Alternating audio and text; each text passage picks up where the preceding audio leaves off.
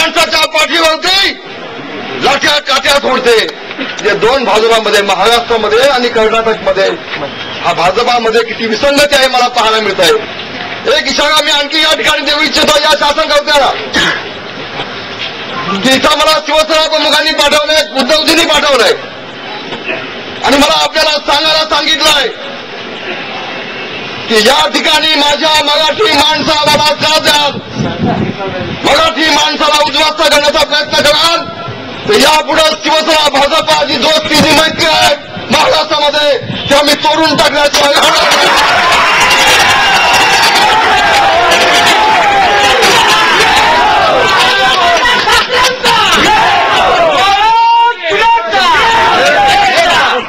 हा संदेश घेऊन शिवसेना प्रमुखांनी मला इथं पाठवलाय. महाराष्ट्रामध्ये आम्ही एकमेकाला मिठ्या मारायच्या, महाराष्ट्रामध्ये आमची दोस्ती, महाराष्ट्रामध्ये छातीला छाती भिडवायची आणि इथं तुम्ही मराठी माणसाच्या पाठीत खंजीर बसता असाल तर ते शिवसेना कदापि सहन करणार नाही हे सांगण्यासाठी मला ठीक आहे.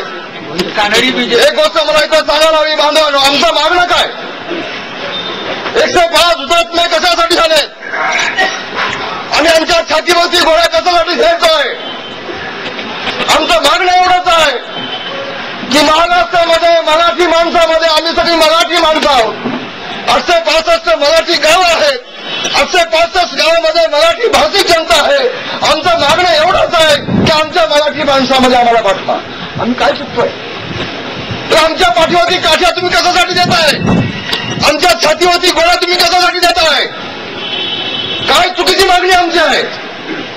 फक्त आमच्या मराठी बांधवांसोबत आम्हाला जाऊ दे. महाराष्ट्र स्वतंत्र होऊन 50 वर्ष लागले. विदर्भाचा सगळा हा भाग सगळा देखील स्वतंत्र झाला नाही, पारतंत्र्यात जगतोय, राजकीय अवस्थेमध्ये जगतोय. इथल्या मराठी माणसाला सक्तीनं कानडीमध्ये शिक्षण तुम्ही घ्यायला लावताय. मराठी भाषा माणसाला सक्तीनं कानडीमध्ये शिक्षण घ्यायला लावताय.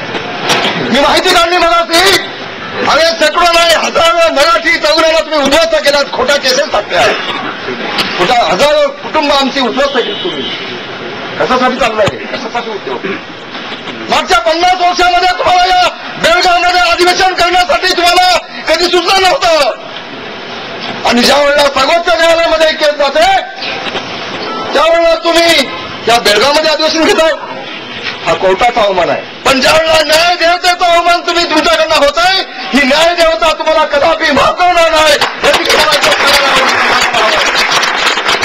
मला सांगायला हवं काय आमचं काय चुकलं आहे. मगाशी आपण कान टाकून सांगितलं माझ्या मराठी मातृभूमीपासून तुम्ही आम्हाला वेगळं करू शकणार नाही हे एकदम 5 असताना दाखवून दिलंय आणि आज मी या शासन सरकारला सांगू इच्छितोय, माझ्या मराठी बांधवांना सांगू इच्छितोय की 105 मराठी हुतात्मे त्यांच्या आत्मेवाला पाहतात आपण काय करताय.